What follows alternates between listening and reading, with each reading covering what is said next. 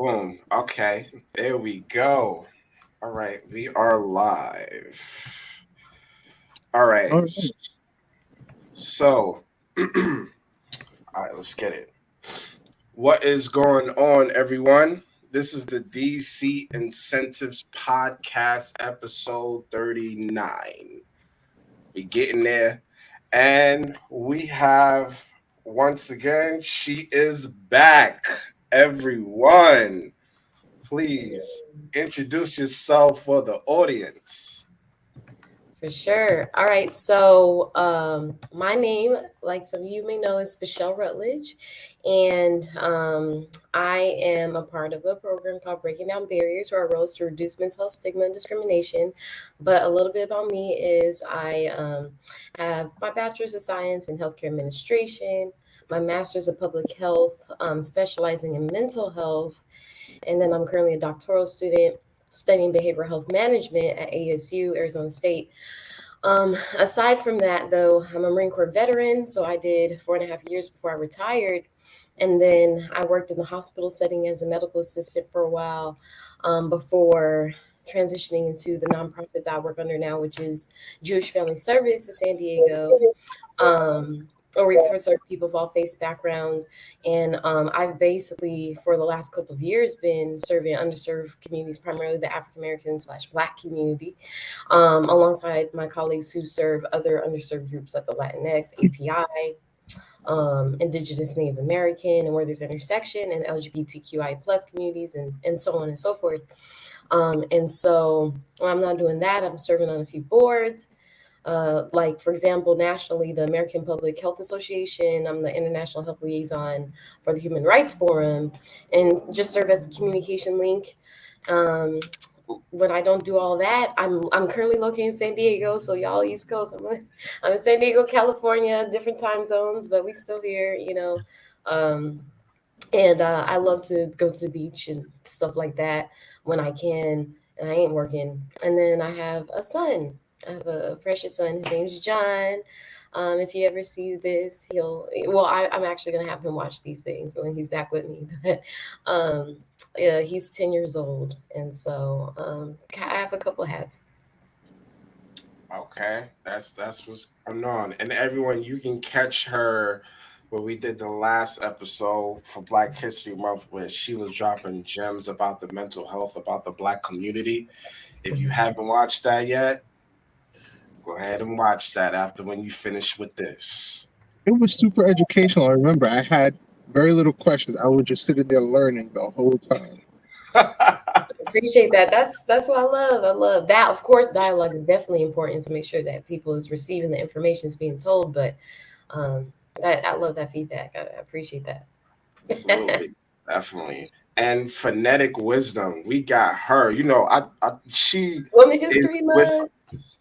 You go. So phonetic wisdom. Anything you got to say? Oh, by the way, she was dropping gems on the last episode. So catch that episode on one also. Phonetic wisdom. Anything you got to say? Well, I guess I'll just reintroduce myself for any new viewers. Yeah, I'm Phonetic Wisdom. I am your community healer, published poet, spoken word artist, lyricist, blogger, youth counselor, event curator, and founder of Voices of Black Power for Black women's empowerment, in which I support Black women healing through mind, body, and spirit so that they can overcome generational curses, heal ancestral trauma, in safe spaces where we build bonds and break cycles. So, yeah. Yes. Jesus, if I had to give an about me to the audience, I would just say I'm a man in my car. I feel so underaccomplished listening to the two of you. Whether you're serving your country or you're healing the female community, I'm just a man in my car. This is terrible. I feel so underaccomplished. Oh gosh. Well, Oh, hopefully, we can inspire you to do better. Yeah, right? right. I agree with Phonetic Wisdom. All right. I don't take Myron seriously. That's funny. All right. Let's get it. So it's all yours. Okay, great. So like I said, I'm actually real happy that Finette Wisdom's on too, because what I'm going to be talking about is more of like educational, but like the fact that you have the healing piece, and like part of what I also do in this role is like I like to link our community to individuals who are specialized in healing, who are therapists, and who are I feel like I'm the preventive piece and also the encourager to go seek that healing, to go seek that help, and so on and so forth. So I'm welcome any and all feedback throughout this very quick presentation I'm going to give on self-care and community care. Okay. So, all I look right, let me see. Okay, so I'm going to share my screen, but make sure that my stuff's up. Yeah, While we're waiting for Phonetic Wisdom, I'm still waiting for my spiritual bath. You still didn't like give me the 101 to how I'm supposed to get the spiritual bath. Yo, Are you asking me for spiritual bath service because I'm not doing that at Oh, this come moment? on. I'm not asking for that. I'm asking for spiritual bath advice. Oh, okay. You can DM And me. maybe a visual demonstration. I don't know. That's gonna cost. not All wrong. right. We'll talk about spiritual baths after the pod. You can DM me. You All got it. right. There we go. All right. All right. So without further ado, I'm just going to talk briefly about self-care and wellness. While obviously we are still experiencing a pandemic, and sadly, of course, it's been like a fluctuation these last couple of years, and so I'm hoping that I can drop a few more gems on some self-care practices you may need a reminder to do if you already know about them, or just educate you on some new ones that you may not have considered doing before. And so like I said, I always give this at the beginning of my presentation because I am working under a nonprofit, Jewish Funding Service, funded by the County of San Diego Health and Human Services Agency, which we serve people of all faiths, backgrounds, despite religious affiliation and so on, but also underserved groups. And this is my team that I like to like show off every now and again. So obviously, I primarily work with and for and on behalf of the African American / Black community throughout the nation, yes, in my personal capacity, but under here it's for the county of San Diego, which I believe is still like the fifth largest county in the nation right now, and we still have like a mix of people. It's like a melting pot, right? So we do sessions like these, and this is like my team that serves the African refugee communities, API, Latinx, um, disabled folks, Indigenous, Native American folks, LGBTQI plus folks, Middle Eastern, and so on and so forth. And we each identify as the communities of which we serve. So that's why I love it. About me, I already mentioned a lot about me, but this is just my baby, a couple years old, but that's my baby down there. Time I graduated, I thought this was a nice picture, and then this is just my family. Missing my significant other, but that's okay. Some community agreements, like for anyone who is listening, I just always like to say take care of yourself. I love some participation in the chat also, as well as with us that's on this podcast. Share your own opinions and experiences.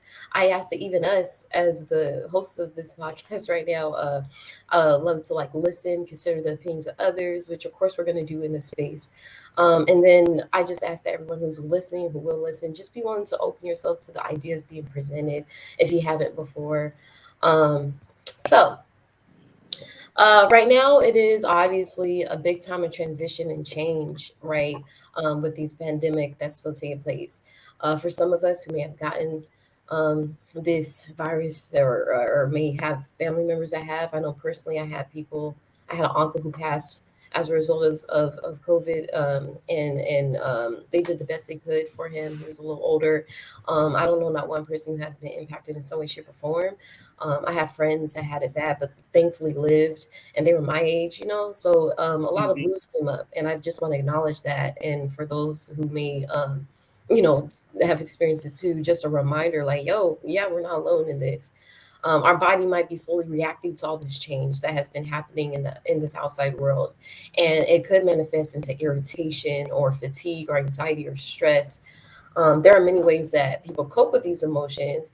Focusing on mental health and being gentle with our minds and our bodies, our spirits, right, is important during a time of major transition.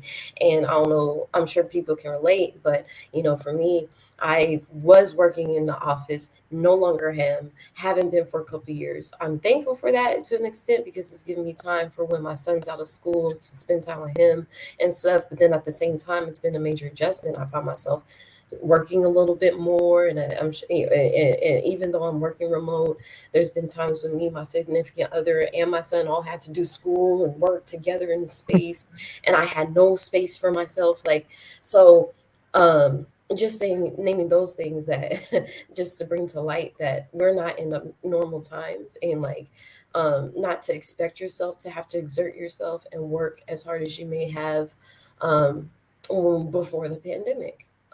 So, Well, may I um, interject and ask a oh couple yeah, questions? yeah, Um, please, come on. so when you say being gentle with your mind, can you expound upon that idea? Yes. So, you mean gentle with your mind? You say? Yeah.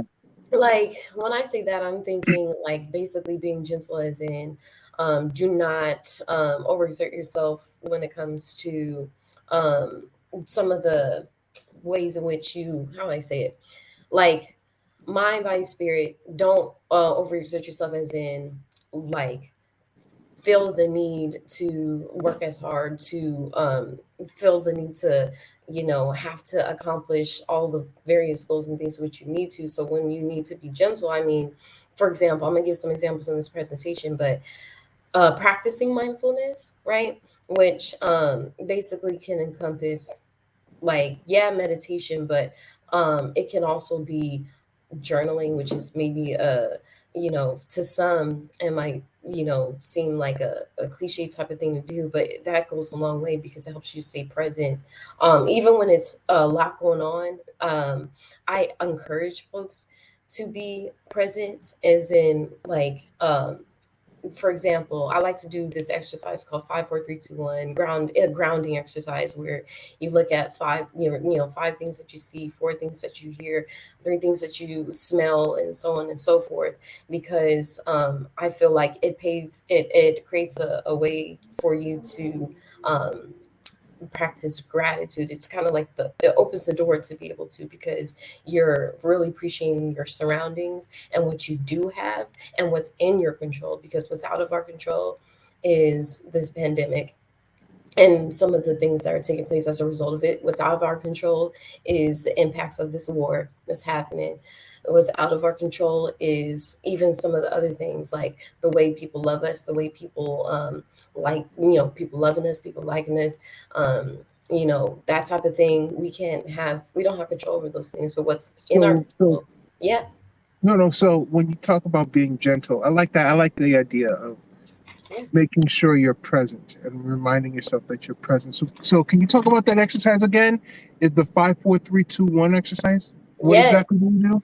Yes, it's a grounding exercise in which basically it's and I have to like look at it, but basically it's where you can sit, stand, whatever is most comfortable to you, and Uh-huh. you think of like five things you can see, four things you can hear, three Okay. things you can smell, those type of things, and whatever that means to you. So So wait, like, what's 2 and 1? What's 2 and 1? right, right. So two and one would be, hold on, So it's wait. 5 things you can see, 4 things you can smell, Mhm. 3 things you can touch. Here it goes. I got it. So five things you can see, four Uh-huh. things you can feel. Feel. So Four four things things you you can can feel. feel, three things you can hear, two things you can smell, one thing you can taste. Those are the 5 4 3 2 1. So I had it mixed up because I was trying to go off the top, but it's Okay. not. Yeah, but yeah. So it's five things you can see, four things you can feel, whatever that means to you. I like that to be open because sometimes people take it as literally what you can feel or what you Mm-hmm. feel on the inside, as in like I'm feeling, you know, sad, angry, or happy, joyful, or content. But it forces you to think in the present, and that's a form of mindfulness, and just one of mindfulness exercise out of um, a couple. There's numerous out there. Now, Miss Wisdom, when you hear her advice on how to be gentle with your mind, Do you have anything to add on what others could do to help, make sure their mind is that they are delicate with their own minds? I would say pretty much like just kind of following up with what she said about like checking in with your senses. That's very important. A lot of people are not really present, and so they're focused on either the past or they're focused on the future. Mm, So they're, and usually that if you're focused on the past or you're focused on the present, it's usually negative in the sense as this happened in the past and I don't want this to be my future. And so it mhm, comes from a space of worry. So if you're not really being present, it's because you're worried about something or you're anxious about something. So I do agree that having that mindfulness check-in is really, really important. And I think we also said last week, like that negative self-talk, checking Mm. your checking that conversation going on in your head with yourself, and that comes from that mindfulness check-in. Like I had a girl come up to me in the library, and she was just feeling like really, like an outcast and isolated, which I could understand because I felt that way when I was her age. And I just listened to what she was saying, and then I wrote questions for her. First, I wrote, I am, I think, I feel, I believe, and I let her fill that in for herself. And that was sufficient enough for her to have her own realization of where she was at. mm. No, Spshelle. Sorry, I have such a terrible Yeah, time pronouncing your name. you said Spshelle. it. That was Okay. right. All right. Awesome. All right. So, It's Spshelle, literally. what do you think about what Miss Wisdom talked about in terms of like the I am, I feel? Do you think that contributes to being gentle with your own mind? Absolutely, absolutely. She hit on the nail because like I really like what she was saying as far as that negative self-talk. If that contributes to worry, which can then contribute to anxiety, which can and can contribute to the onset of having depression and or the onset of it. And so I'm really it's so important for us to take time to not think about all the stuff that's going on around us, some of the negative things that, like I said, could be more often than not out of our control, or then, some of the negative thoughts that come from worrying. And I like to use this term like worry is a misuse of imagination, right? Worry is a misuse of Worry imagination. imagination. I forget exactly who quoted it, or if it was, I don't even know. I believe it was either someone who quoted it or an anonymous quote. But like seriously though, it's like I feel like based off of what she was saying, when we do practice mindfulness and we do center ourselves, it gives way for us to um, acknowledge like, hey, some things aren't really working well in my life right now, or maybe they are, but then understanding that this is just a time and a season, and I'm okay, especially in this moment. And I don't need to worry about something that hasn't happened or that I have no control over Yeah. anymore. What is in my control is moving forward. And I definitely concur with everything she just mentioned. I wish I had the delicate of mindfulness whenever I watch my New York Jets play. They get their ass kicked every Sunday, and it breaks my heart. And if I can just be in the present and just go, you know what? I see my Jets are losing, but I feel like they suck ass and they I'm smell like garbage. I don't know if that's the way we're going with this. No, no, that wasn't the way you were going. Um, going back, I'm going like, back to what Michelle said about worry is a misuse of imagination. That's 100% because I was actually watching on Netflix The Mind Explained, and one of the things that they said in the series was that the same location in your brain where you have your memories is where your imagination is. So that's also why a lot of people's memories are subject to change because it's like playing telephone. mhm. It Mhm. kind of it's based on how you felt in that moment. You have this memory, and that is what's most visceral. But over time, your connection to the memory is changing and it's not as clear. So now you start thinking whatever you want to think. That's the imagination. So if your memory and your imagination is tied to the same location, why don't people try to remember something that's going to empower them and create the future that they want? So yeah, I definitely Well, resonate with what. maybe, maybe I think theoretically, I personally believe that human beings are self-deprecating, and we are more prone to pessimistic thoughts than I think that's a optimistic personal thoughts. thing. Hmm? I mean, I think that's your perspective, so it's more personal. Yeah, If of course, I'm generalizing, but that's my theory. I theorize that most of the times human beings can be negative. Like if they had to lean one way or the other, you know. And I think breaking out of that mind frame would be a huge step in changing our lives, especially when it comes to being delicate with the brain. So just to bring it all back together, I think making sure that you're in the present sort of subverts all the negative thoughts you could have, because those negative thoughts are just projections of what could possibly happen, not what's actually happening in the moment. You know what I mean?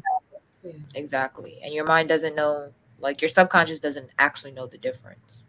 So if you convince your subconscious that you're having the experience you want to have, your subconscious is going to do the work to help you co-create that experience. Mm. So when you really go into like studying the mind and the subconscious, and you have that understanding and awareness that if you're reflecting on something that makes you feel negatively and you keep picturing it, you're sending that to your subconscious mind to somehow be fulfilled. Okay. Yes, I love That's it. good. That's good. We're here for you, Spshelle. I appreciate that. So yes, on that beautiful note, this is just one quote that I like. Staying healthy in a system that undermines your very existence is a great act of resistance. And so, um, I like that as well. yes, yes, yes, yes, yes. Like this is just one quote of many that I love, but like just as a reminder to us that this is very much true, right? And it's like in one sentence you just emphasizes it's true. And then rest is a form of resistance. So I love I forget the Instagram handle because she's part of. I put her on my resource list, but like there's so much power in rest, and that's one thing that I articulate the most. But then rest is more than just sleeping; it's also just for example, just to visualize, it could be sitting in the sun, just being present, like we were just thoroughly talking about. It can be, you know, just being, and you know, it doesn't. There's so many other ways that encompass rest. It doesn't have to involve just simply sleeping. And because we're overworked oftentimes, especially us Black folks, and you know, we are have the power, especially now, to be like, hey, I need to prioritize my rest, and I don't need to exert myself and do all these multiple things for these institutions that weren't founded for me anyway, and that didn't have me in mind when it was created anyway. And so, Now, would you consider healthy physical activity like exercise as a form of rest as well? Because there are times when I'm working out, especially if I'm in the middle of a 5 mile run, where even though I know my legs are working and my chest is heaving up and down and I'm exerting myself, my mind is at a state of rest. So, what are your thoughts on exercise also being considered a form of rest? I really like your perspective. I honestly, when I don't know if I would categorize it under rest in the way that I was speaking of, but I do like how you're saying that it, in a way, forced it, you know, you working out, focusing on, you know, running, whatever it is you're doing, how you're acknowledging what it does to your mind in that moment, which is you're being present, obviously one, but then two, you feel at ease, at peace, content, right? Mm-hmm. And then you do activate certain neurotransmitters when you're exercising, dopamines, I believe. Yeah, well, at least one of those. And, you know, that contributes to making rest easier when you're done. Yeah, And I think it's just about what everybody's self-care looks different. So if that's what is giving you that sense of restfulness, then that's what it is for you. Yes, I love Absolutely. And I also want to say, please don't listen to the ones that be like F sleep. I'm sorry, I just have to say that. I had to review one the other day for that. It was like, sleep when you're dead. No, you sleep when you're dead. I'm Okay. Yeah. I do not like that. I have not used that since I Excuse was young and me? naive. Yeah. I'm not. No. It's a no. And it's a no. Yeah. Right. Yeah. You'll reach dead quicker. That's for sure. I'm saying, and it's just Reach so that.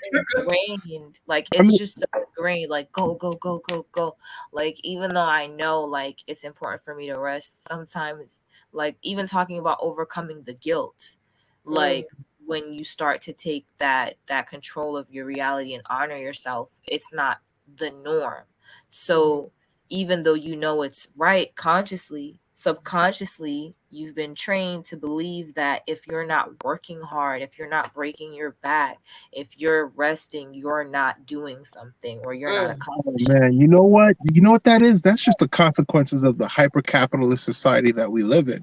I mean, if you go back 70 years ago, one person was enough to support an entire family, and that was stereotypically the man.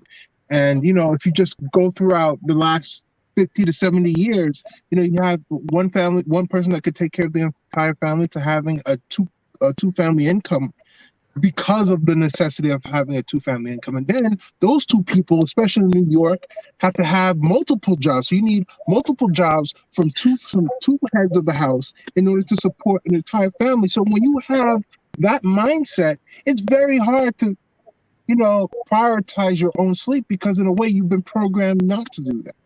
Well, yeah, and it's also been orchestrated where we all participate in the work system. So Yeah. if capitalism is the conversation, then yeah, the goal is to make everybody a worker.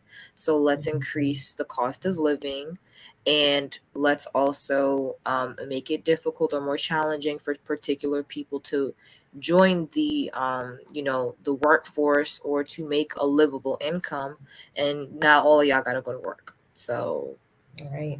Right. Right.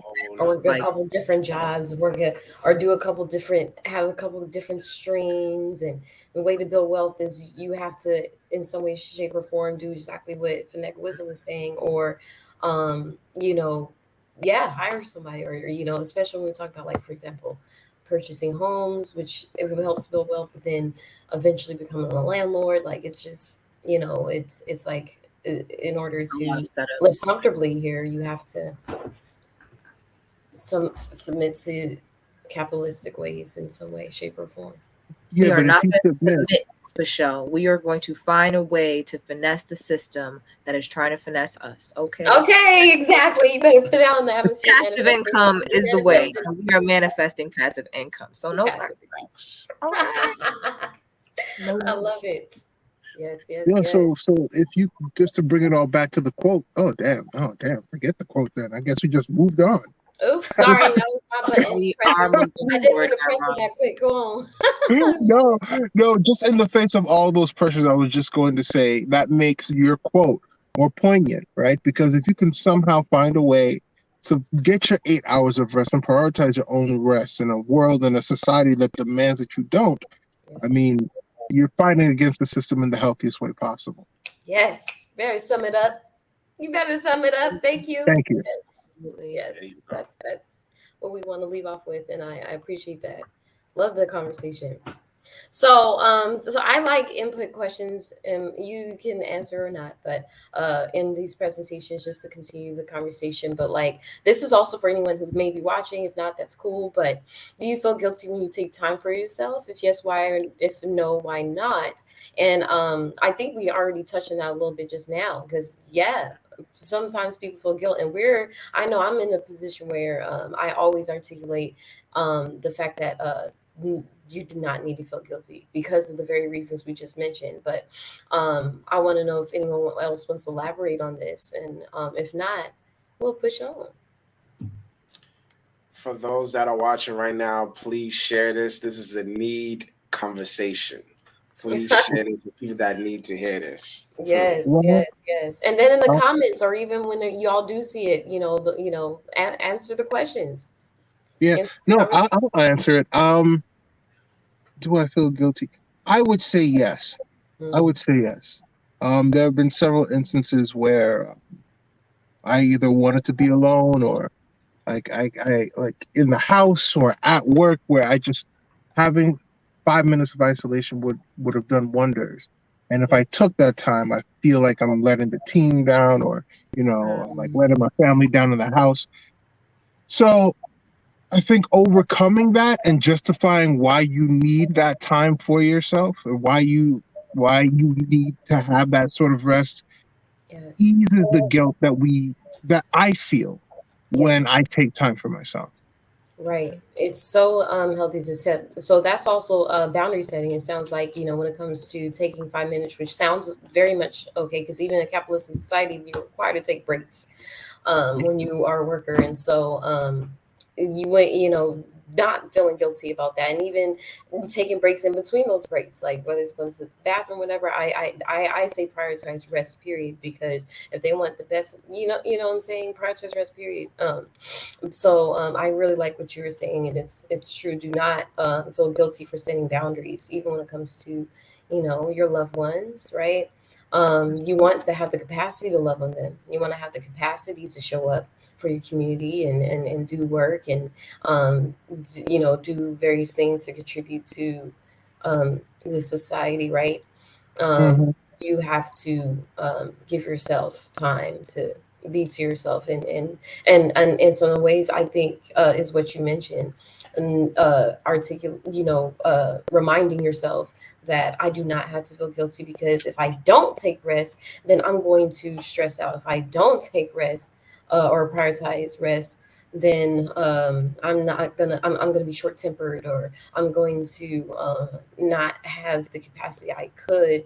I'm going to be trying to pour from a half empty cup when it should be Hmm. full, and what's overflowing, like I said in my last live, I love saying this, what's overflowing is for the ones that, for my loved ones, and for serving my community in whatever capacity I am, and, so on and so forth. So, those consistent reminders, I think, will make make it a habit and make it easier to become that habit.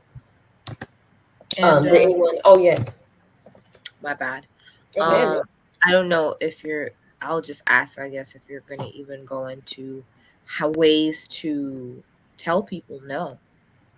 Like, do you have a Mm, that? Yes. Right. Like how you said, saying like I don't have the capacity, Mhm. and like being able to set that boundary and be clear about why and why not, so Yes. that people don't feel like you're slighting them. I mean, like at the Mhm. same time, you can't really control how people feel, but Yeah. clear communication is very important. So like I like what you I said.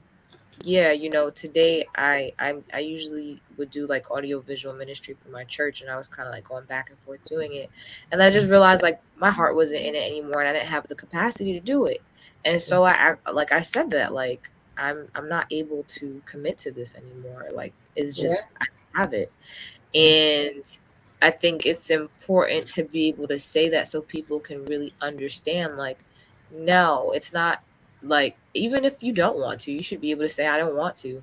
But like Yeah. real talk, this is not Mhm. helping me support myself. And if I can't support myself, I can't support you. And I Yes. don't know about y'all, but phonetic wisdom without rest is not nice. She's not Nope. Irritable. If I'm not I'm eating right. No. I Yep. will have an attitude and I don't want to be bothered. So as opposed to me getting to the point where now I feel like I need to just like whoever, I'm not gonna let myself get there. I'm not able to do that. Right. And Right. And I now, like that you said that. you Like know, all that, even just giving like, because some people, I always commend people who, because certain situations, no is it. And some, when it comes to certain individuals, no is it. But then I know that I personally like to, well, my loved ones, my community, and so on and so forth. I'll communicate a little bit more, like, hey, No, because I just do not have the capacity to do this. No, I need to rest because I'm just simply tired. And so I don't think there's anything wrong with saying that, especially to those individuals we have these solid relationships with. Now, what I will say, because in the presentation I am going to give some tips and so on, but on just self-care practices and such.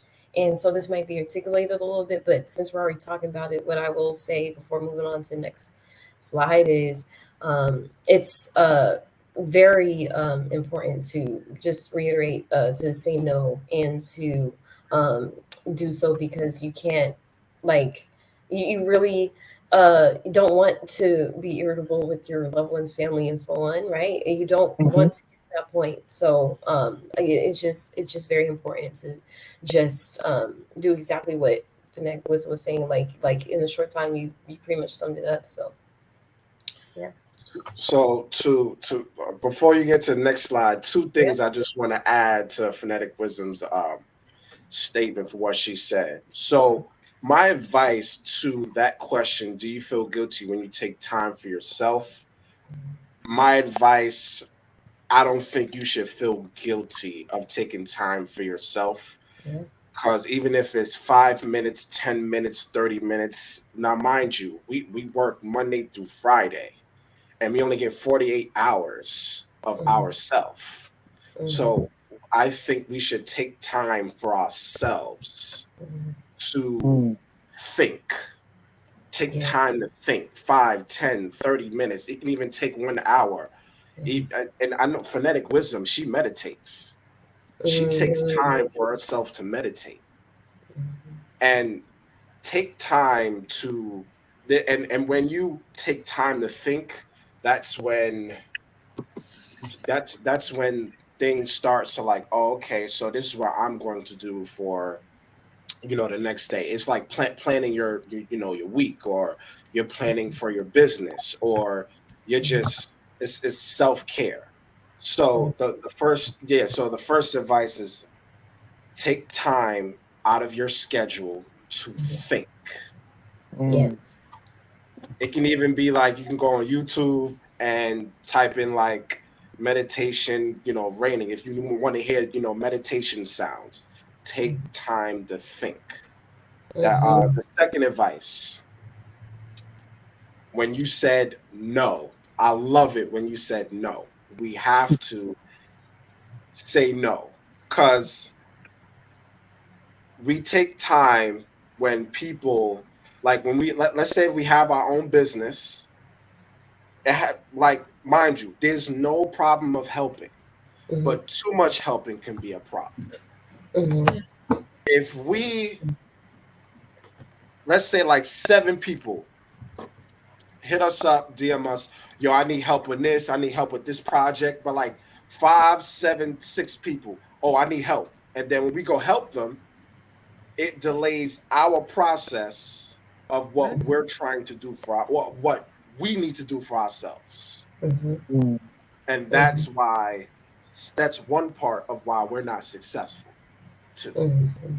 because we tend to help others too much, that when they say they need help, is that it delays the process of getting what we need to do for ourselves. So yeah. Mhm. yes. Yeah. Yes. Yes. Yes. Just to Thank you for reiterate that. how pivotal rest is, you'll die from lack of sleep before you would dehydration. Okay. Mm. So just remember that. That's Yes, that's that's great very that you gathered that. Okay. yeah. People, that it's just like you said earlier, people work themselves to death literally, and then just you can't. You can't. Especially we just don't, there's already so much that society is attempted to stack against us that we are successfully navigating through. Okay. You know, Yeah. but yeah, we can't. Yeah. Sleep is your body's healing time. Facts. Yes. It's just like Yes. the cell phone needs to recharge. Yeah. We need to. That Yes. part. Bars. Oops, I went all the way to the end. Sorry, y'all. I don't know what happened there. Hold on, let me go back. Here we go. Hey yo, can we say this is good? This is good. This is a need Awesome. It's conversation. awesome. And is I feel like we can have that conversation enough, in enough spaces it's always room to discuss and to talk about self-care and community care. And so self-care and community care, I like to define this as for self-care, it's this concept that is rooted in the women and civil rights movement. Mm. It's the radical act of valuing yourself and engaging in an activity that takes care of your own mental, emotional, and physical well-being. Whereas community care, it focuses on how we heal as a collective community. This is the commitment to using one's own privilege to help those around them. For example, I like that. oh yes, I thought I heard someone say something about Oh that. no, I like that you made you put the difference up there. Yes. Because people think community care is self-care and it's not. Yeah, right. Thank you for agreeing with me with that because I remember, sometimes I never got pushback or anything necessarily, but sometimes we do merge it together and it's like, no, there's a time for community care and there's a time for self-care. And you don't always have to merge the two. Like in order to do the community care part, it's like we were saying, I believe we got to do the self-care part. Yeah. Like, It's first. Hmm. and so these are just some ways in which are a few, and just like Finette was and I said, like self-care, we all have our own thing, you know what I'm saying, our own ways of doing self-care. And so this is just a few that I like to mention, which is naming your feelings. So that can look like calling a friend, a family member, a mentor, reaching out to a teletherapist, a healer, or journaling, like I was saying, like just taking time, like we were talking about before, to name our feelings. Limiting news intake. So it's easy to create a false sense of control when checking frequently, but it'll make you more anxious. So that includes social media scrolling, right? So I'm guilty of it. We all are. I don't. I do that, but then some of the things that I've done is do my best to practice what I also preach and talk about, which is like I started unfollowing certain accounts that weren't really Hmm. leveraging, like I found myself feeling a type of way when I would hear all this negative news and such, and it's like what I do have control over is that unfollow button. Okay, so I'm gonna do that. Right. And then if they do happen to have other good news or other stuff that I like, I'll maybe check in every now and again, but I'm not going to be scrolling and then all of a sudden, I'm seeing all this good news, all these my friends accolades, people just thriving despite oh, thank you, Josh R. I hope I'm saying that right. If not, Yeah, correct me. Just our core just said that all of these methods of self care make a lot of Great, sense. great. Yes, yes. Jose So, is Jose. Yeah, that's Jose, okay, okay, yeah. okay. Ah, Jose looks like a Josh, though. I'll tell you that. Yeah, Don't that's what I'm say saying. that. Okay, whatever works. I just went right, You're right. out of focus I'm sometimes. glad y'all read it. So yeah. So there's that. Limited news intake, new or old hobbies, picking up an old hobby or trying a new one. So that could be baking, painting, dancing, knit, sewing, cooking, playing an instrument. One thing that I did like seeing when this whole pandemic thing first hit is how much everyone just kind of like the way so many people, especially in our communities, had started doing things to overcome this stuff. So I seen people baking bread. I seen people doing these various things, like starting new hobbies and doing things, spending more time with their families, calling their families up more, all that stuff.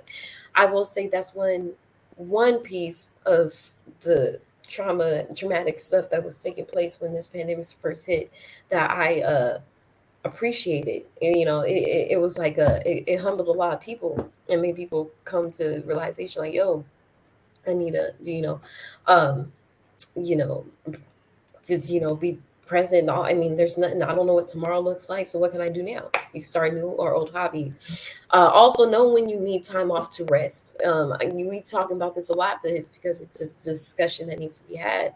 If you are able to take mental health days from work or class, so I know so many people, sadly, that had that, and them being attached to me. I tell them take off. Like they let their leave days accumulate, and they have so many. I'm like, you better take those leave days, all right? Yeah, Those because days when are you important. die, ain't nobody giving them to you. Nope. Nope, and your job can replace you in some instances. It's for those of us who are entrepreneurs only, and even then, take off or schedule time to take off because I know sometimes we will be entrepreneurs. We're trying to build our dream, what God give us to do, and so on, and that's awesome. But still, take time to rest so that you don't overexert yourself. Your emotional well being is just as important as your physical. Oh, say that again. Please say that again. Yes, yes. Your emotional well being is just as important as your physical. Yeah. That's facts. Yep. Absolutely. And so, some other things, right? Self care before we dive into the next part is get outside when you can. I understand that it snows some places, so that there's limitations. But when you can, get that fresh breath of air. It's still fresh air outside, so bundle up. Or if you are in a position where you're able to get some sun, get some sun. Take a break from the news, work, or studying. Get 5 to 10 minutes for us melanated people. We can stay in the sun for hours. So if you have that privilege, ability, and time, do that. Do that because it takes us about, I think, 4 plus hours to get that vitamin D naturally. Physical activity. We hold stress in our bodies. Okay. So just like what was said before, it's good to exercise. We, release it by going for even a walk, doing a workout at home, move however you are able to. I will say that I like YouTube for this. There's so many different workouts. Pop Sugar has a bunch. Even some hip hop dancing stuff. I love to dance a little bit. I box, workout boxing, like doing that. Anything to get your body moving just is just beneficial overall. We're meant to move more so than be sedentary. Create a safety plan. So, a plan shared with those in your circle about how best to support you if you're navigating a mental health crisis. And this isn't, this is a discussion that is can be had for another day, but just briefly to say, it happens to the best of us. When I was in the military, Marine Corps, I had my own crisis, and I needed to, I had my support system, thankfully. But there's people who end up in a crisis. It can happen to any one of us because sometimes, that's another thing. It can happen to any one of us. We haven't experienced all that. We still have a lot of life to live, right? But then with that, there's a lot of experiences, and sometimes death can hit us harder than we originally anticipated. So just have your safety plan in line while you're doing your wellness, while you're good, so that when you're not good, you can get that necessary support. And then last but not least, stay grounded. So this means that you have the ability to stay calm and connect to the core of who you are in the face of uncertainty, doing certain exercises like 5 4 3 2 1, like I mentioned, and then whatever other exercises. There's meditation, like what you're saying. Phonetic Wisdom does, even for herself, as a healer. Like, do those things. I personally like to bust people's ass on the basketball court. Brings me a Hey. lot of Brings me a lot of joy. I'm calm afterwards, and I don't have to physically hurt anybody. I like that. I do. So all my NYC folks, please challenge Nyron to a basketball, please. I'm 6'2", 250. Not too. Busting ass. I'm 6'2", 250. Not too many people can touch me when I have a basketball in my hand. Height does not mean anything. I already see we have a hater. We already have a hater. Wow. I'm just being honest. I mean, if you're going to use your height as leverage, then I'm concerned about your game. But going back to the self-care list. That's so wicked. That's so wicked. Funny. you. Well, we all heard about David Yo, and Goliath, so we know size. No. All right. you No, Mr. definitely hit it Gacy, in hold there. on. I got the mic. Give me a Get second. ahead, phonetic. Oh, So okay. for the Go get ahead. outside, emphasis on the get outside because people of color suffer from SAD, seasonal affective depression, because we're melanated people and the melanin needs sun. That's the vitamin D. And it's definitely, I can always tell the difference like between how I feel when I am spending time inside versus going outside and not only getting sun but fresh air, like like fresh air. And yeah, the sun is really really important. Even like sun gazing is another practice that I engage in. So like you have to catch the sun from the time that it's rising, and you have up to an hour where you can like gaze at it without it negatively impacting your eyes. But a lot of people don't know when it comes to sun gazing at that time or prior to sunset, an hour before sunset, it's actually stimulating your pineal gland. And Mhm. so now you have a natural way to secrete the hormones that are already in your body and have the need to circulate, which also can help your sleep, because that helps produce a healthy amount of melatonin. And All yeah, right. Dr. there's a lot. Wisdom. Look at you. That's her name, Vanetta Wisdom. Okay. No, no, no. It's But Dr. All the Wisdom. things. I he's love being that. facetious. Yes. I'm not paying you any mind, Iron. As for the physical activity,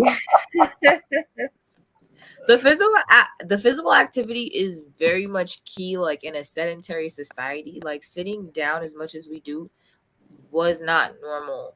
Like in our ancestors' society, they moved regularly, and that's also another reason why they didn't have the health problems that we had, because they were they constantly moved their bodies, and so the blood was able to circulate, the air was able to circulate. They didn't have those blockages, because now you you might sit like for 7 hours out of the day, nothing can flow from here to down there or up there to up there without experiencing some type of block, or what have you. So that's also a very big problem in our culture and society. And I feel like the kids now, it's really really challenging, because when I was a kid, I was hyped to go outside, I was hyped to play double dutch, I was hyped to get on my bike, I was hyped to be outside. These kids are hyped to be on their phone inside, and they don't really understand the impact of it on their mind, body, and spirit in the long run. Which is why I think a lot of these kids are miserable, because I work in the high school as like with at-risk youth, and a lot of these kids are really angry. And I'm like, well, if you had some fresh air and sun, you wouldn't be acting like that. But at the same time, the government has been pushing against us to have that safe space. And so there's a lot of agendas that are, making people afraid of, doing what's natural. And we're natural people. We're natural beings. We're of nature. And so when we're not, getting those elements provided to us from nature, it's going to shift our psychological state to a very great degree. I concur with everything. Everything you mentioned, because it's very much the case and very much true, is the freaking like even my son, for example, like there was a time when he was like, oh, I don't want to go outside. I'm like, well, we going outside, we're gonna play some basketball. Okay, we're gonna get out in summer in San Diego or wherever we getting out, and then like encourage him to be in certain sports like wrestling. I know his father has him in wrestling, and being social outside of just social media. He does not have an account yet. All those things, and it's like, but there is also like, it kind of boils down to like the whole like there's single moms, single dads, for example, who are like, you know, having to work, and then, you know, you need, if you're working even from home, you got to have the kids occupied. Like I know that was a thing with this pandemic, couldn't get outside, couldn't do things. I was working with a youth for to certain nonprofits, and they were all black young men, black young women, and it was so hard on them in various ways. And so I was like, think, you know, articulating, look, like even though we have to be in the house, you know, go outside at the least, you know, and get Yeah. some sun, work out on YouTube. Like you watch YouTube already, you know, watch some exercise videos, etc. Like try, you know. And so I remember having to tell them those things to start. And so now that we are able to get outside a little bit more, and prayerfully will stay that way, it's like, you know, teaching them these habits, because you're right. And then our there, you know, obesity is definitely still another, like there's mental health pandemic on top of, you know, this the heart disease increasing and all these things that we can reverse, and we can, you know, and so even though I know I'm in mental health work, Finnick Wilson does you know, is a healer, and so on and so forth. It's like, it's like there's no, you got to encompass the mind, body, spirit, and physicality, you know, when we're talking about mental health. So getting out, getting active is important for our youth Absolutely. up, even our Yeah. elders. Yeah. Absolutely. Yeah. Even with being grounded, like connecting to, like walking on the ground, like the Mm, actual ground, like with the soil, is very mm, healing for the body, because the earth has its own charge, which is negative ions, and the society that we live in causes our bodies to accumulate a lot of positive ions. So that also causes disease and inflammation. mm, And Mm.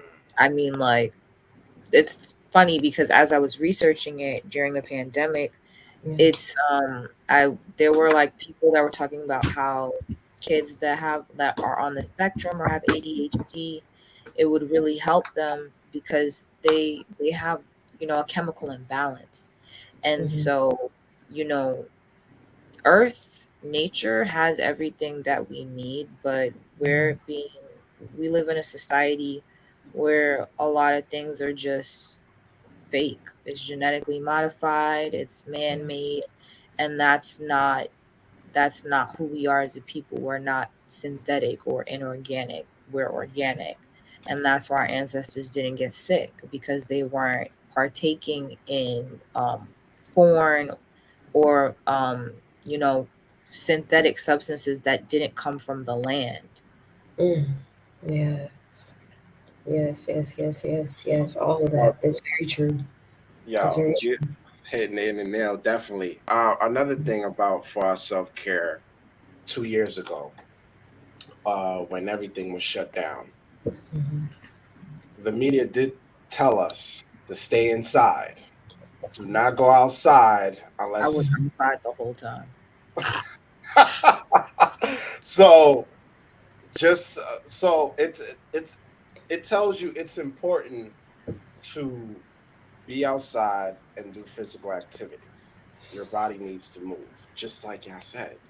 And one thing the pandemic did teach me is that when the gyms were closed, it's no offense to anyone, Hmm. but it did teach me that I don't need a gym to work out.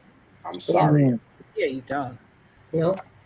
I'm sorry, but I was in my time. I was outside in the park. I was just getting it, working out, Hmm. and Hmm. yeah, it Same, was same outcomes more often than not.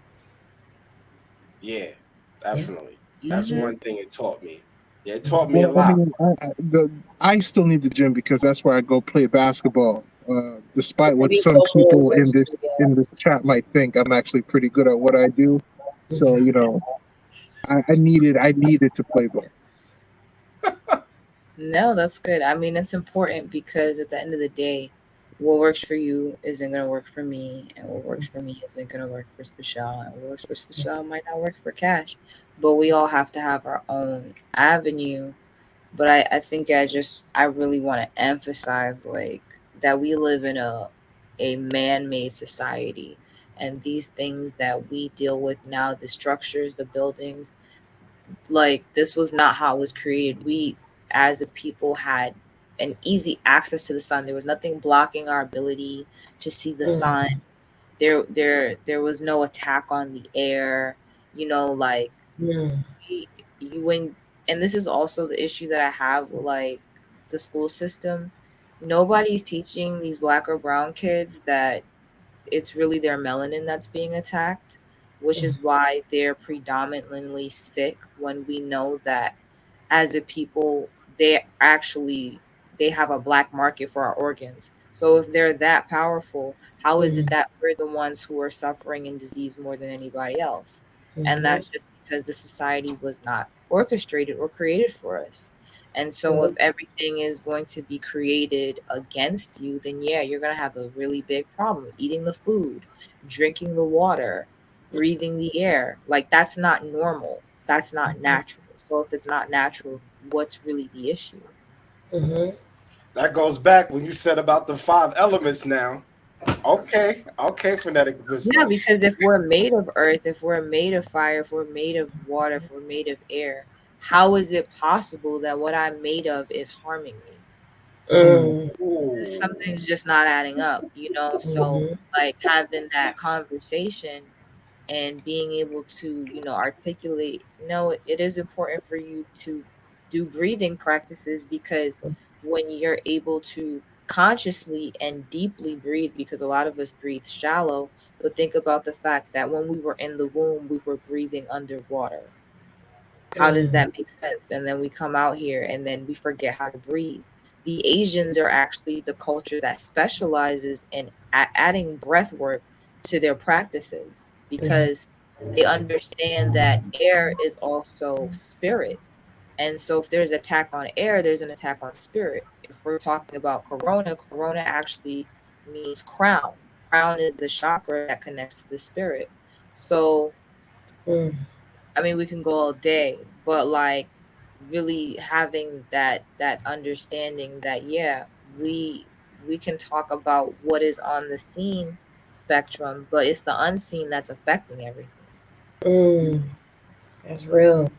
And even just concur what you were saying, like when I was stationed in Japan during my Marine Corps service, it was I was there were workers that would come to our base, and before every time the construction workers, before they even started, they would get in a circle and they would do mindfulness exercises. Kid you not, they would do stretches, they would do the whole thing, and I was like culture shock because I'm like, I ain't never see that here. Yeah, the Asians, the Asians do not play, and they got that from us. They got that from Kemet. Like we taught these people, so they're carrying on the traditions that at some point between slavery and the Middle Passage, maybe even prior to, we were stripped of that cultural identity.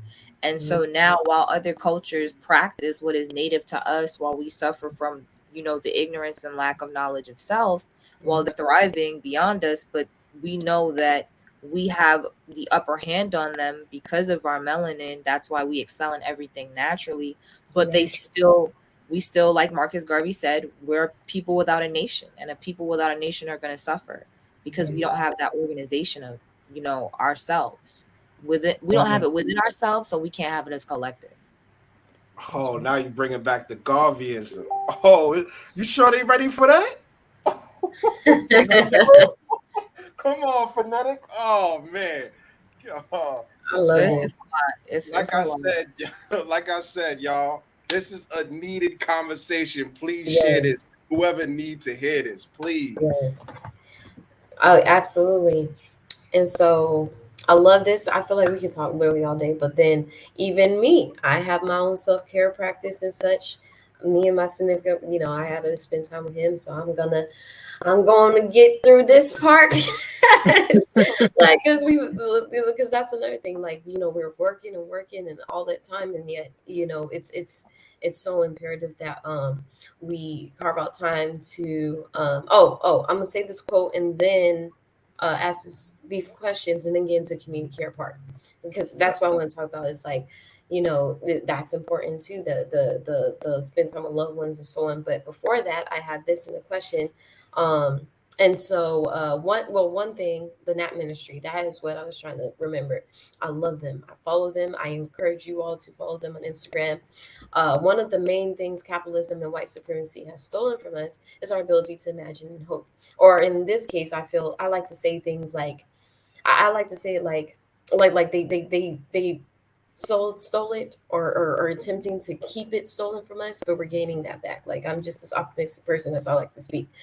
I tell someone in 2020 to rest, and they say, I can never do that. Folks are so traumatized from grinding that even the basic human function seems out of reach. And so I really like and appreciate them calling this out.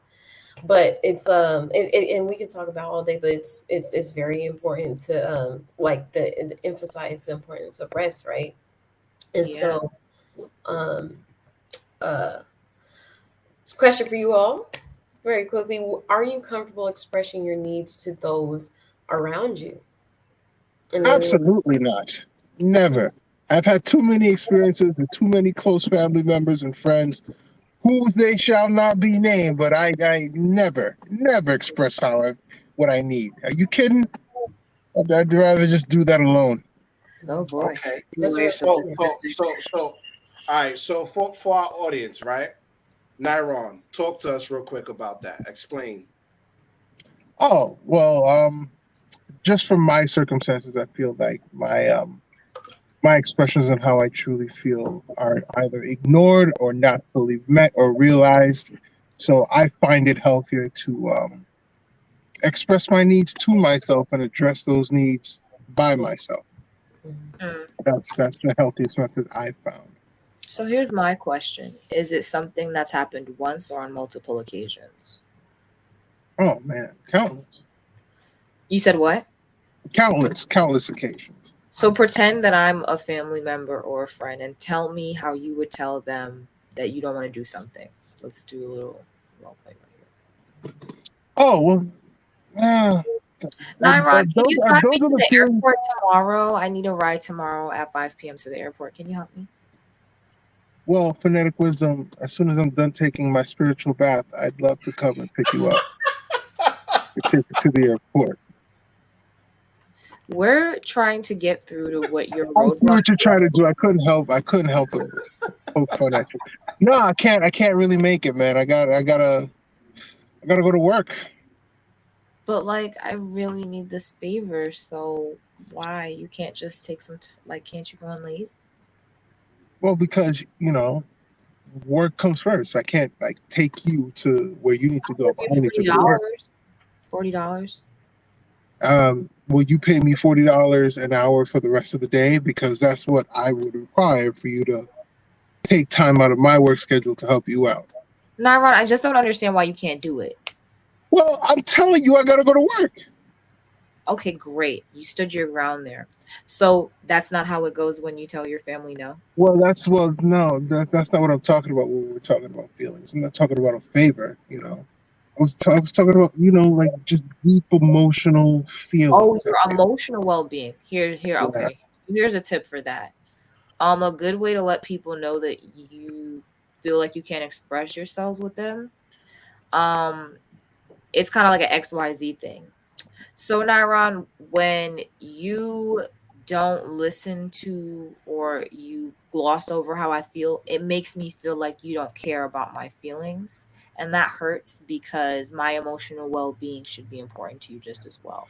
So, it's kind of like you have to find a clear way of telling someone, like, you and in a way where it's like they may not be trying to make you feel like that. Some people you have to understand, like, are you having an emotional conversation with somebody who's like emotionally retarded? Some people just are don't even have the capacity to emotionally nurture themselves.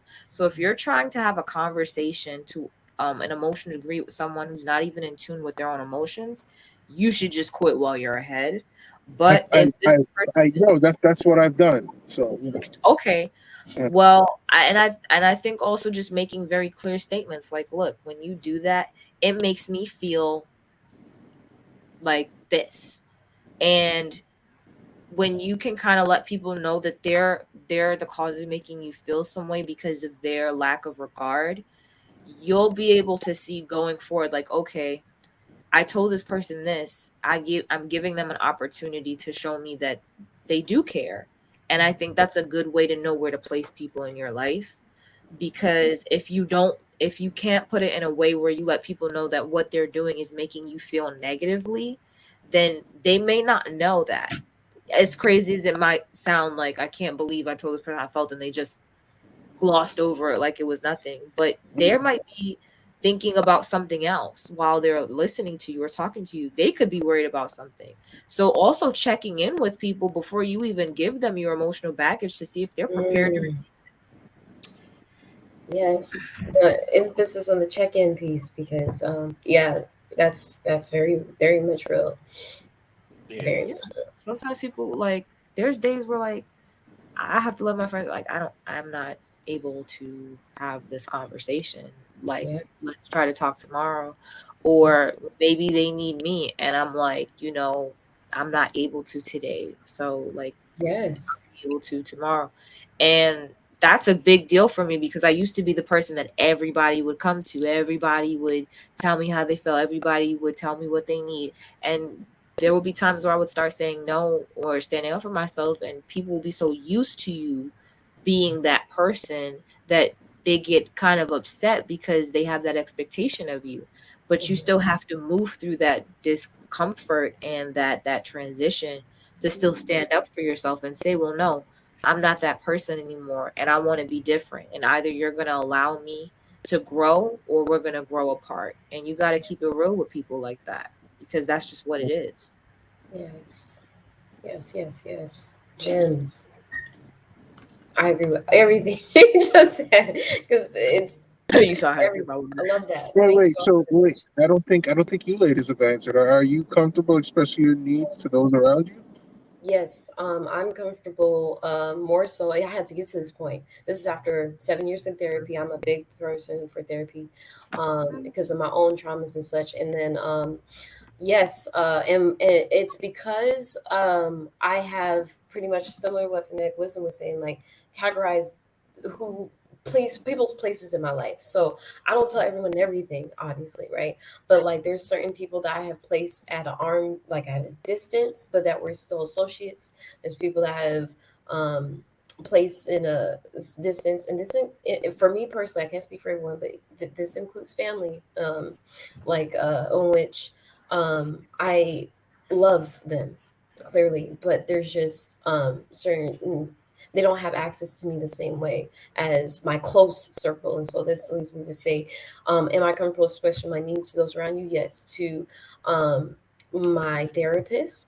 Yes, that I have established a relationship with after picking, and because that's another thing. You don't have to stick to one just because they're under HMO or PO. Just because under it's good to shop around, I guess.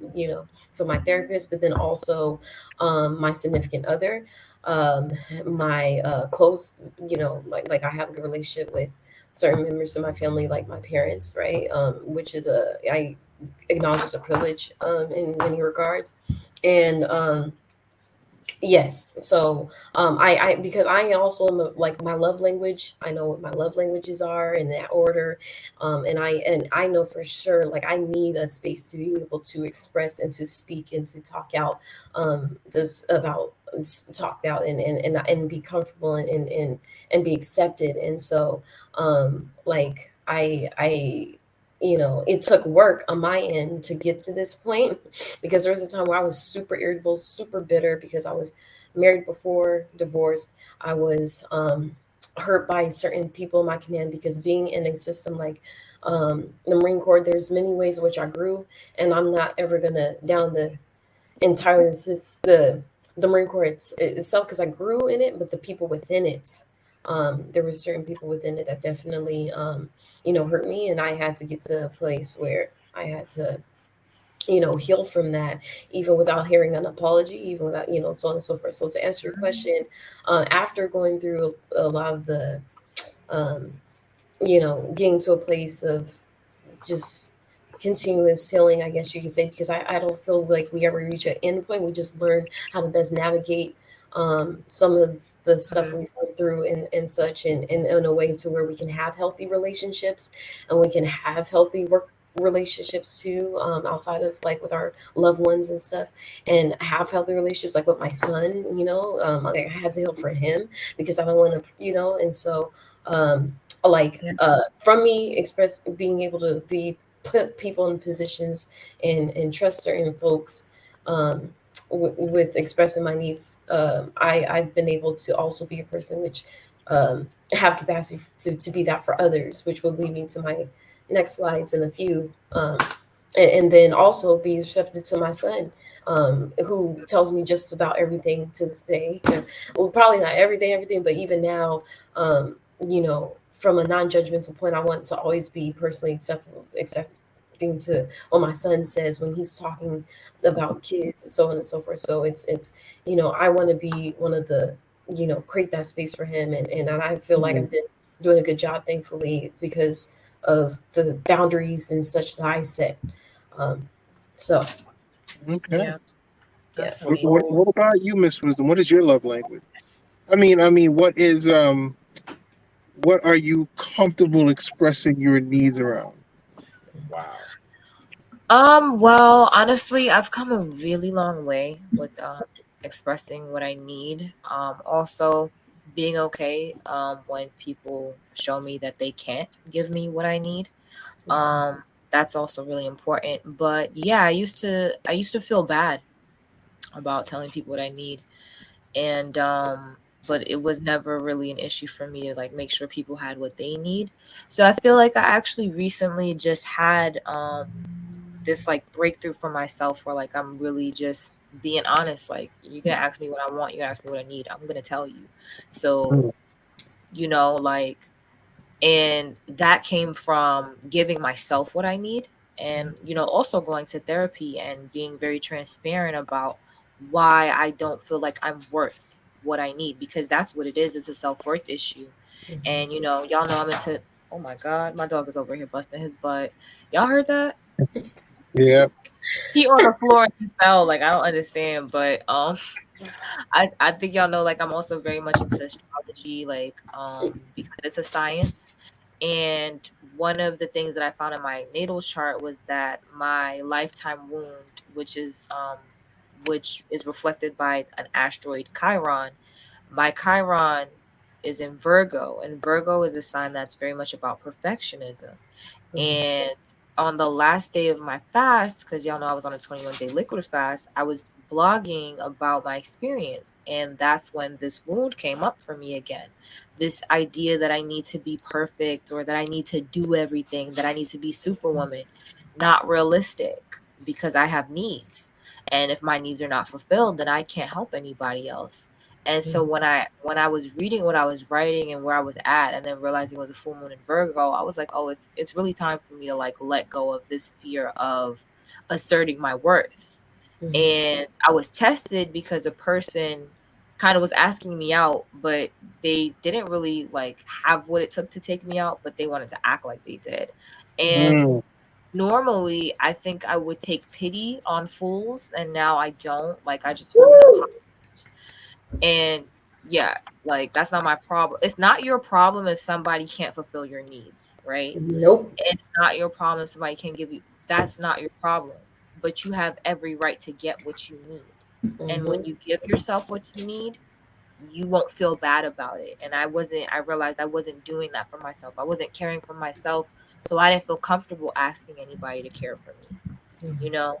And the self-care process has definitely been very big for me, and my healing work, over the years, that's been a big route for me getting to the point where I'm able to say like, no, I need that, because I'm used to that for myself, you Yes. know so I think I'm definitely in an amazing space as far as telling people what I need. I love this.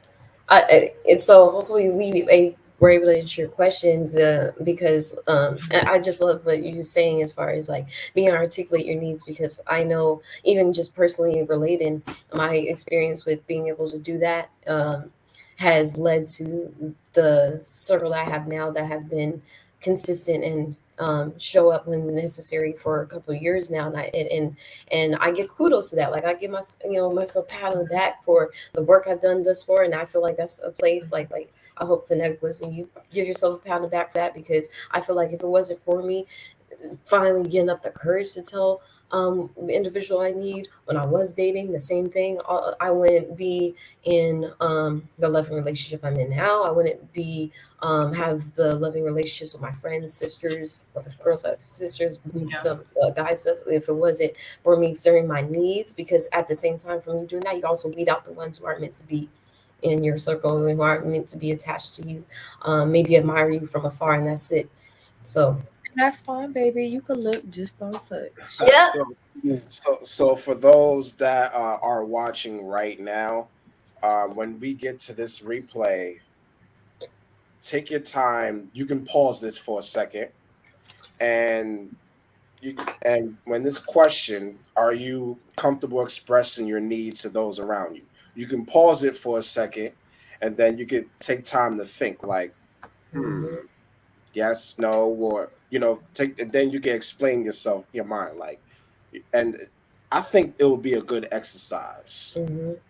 if Mhm. you take time, even for our audio listeners, if you're driving or doing work while you're listening, take time to just pause it for a second and just play it, play it back.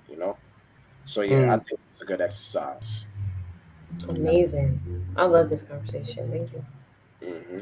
Likewise. These are just some examples, but we gave a bunch, so I'll get through this part fairly quickly.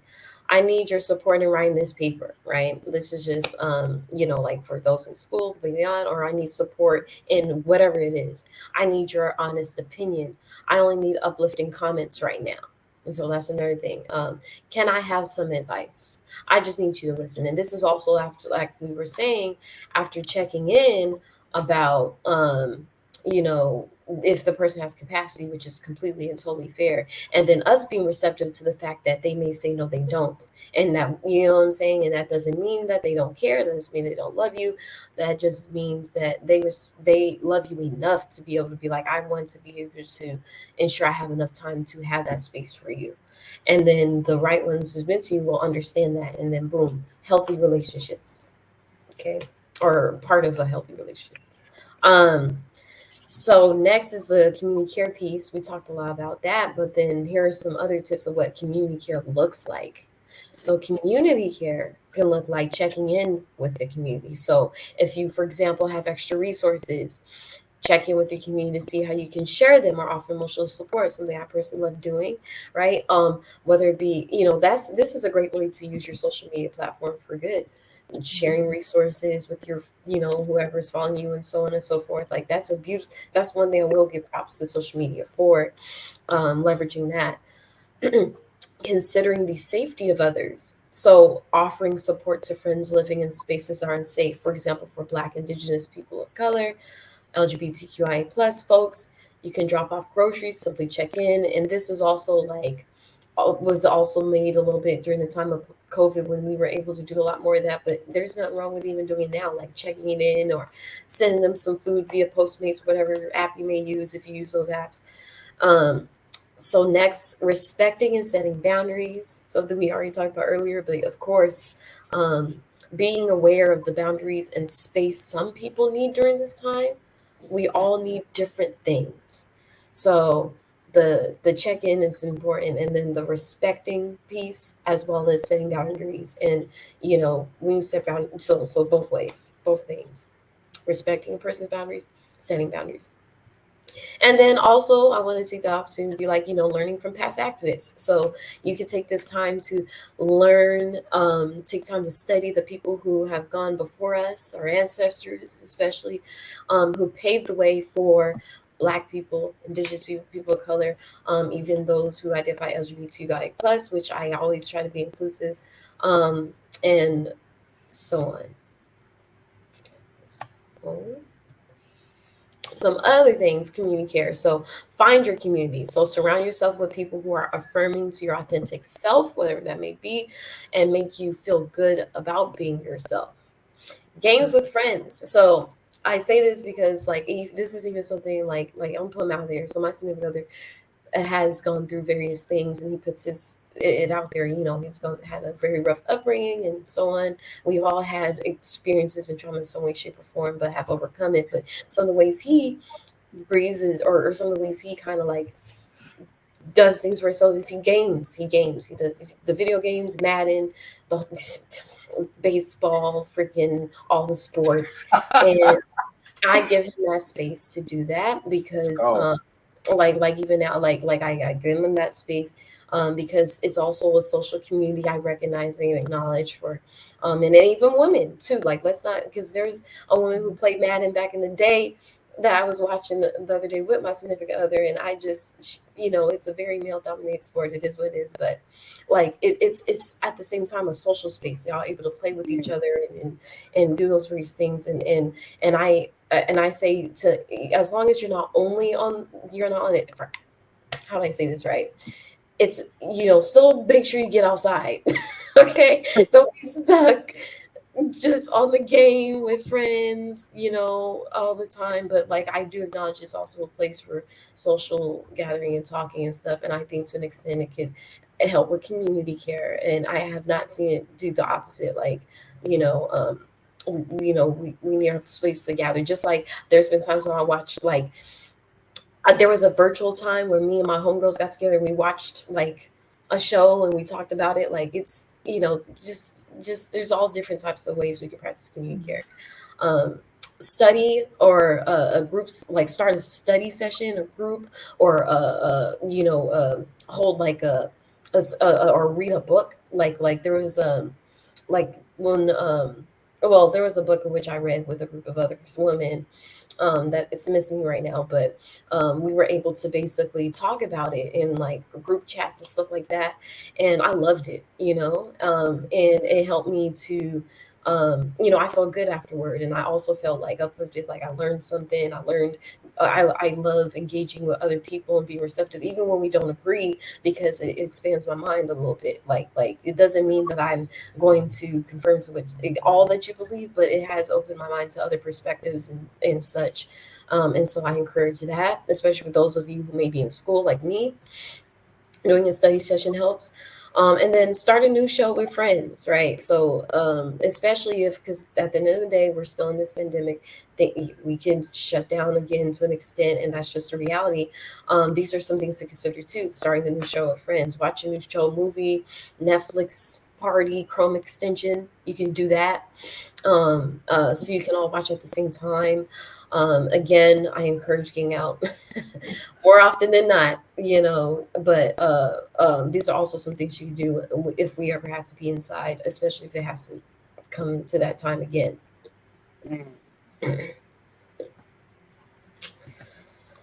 Okay, so I'm going to ask this question, and then I think, let me see, I'm just looking because I already talked about that. Yeah, so I'm just going to end with this, but then also talk about, like, I really like to talk about MCRT, which I'm going to talk about it in this space, because I'm hoping that more states and adopt this if they haven't already. And I know, well, I'll get to that. But first, I want to know from each of you, this will be the last two questions that I have.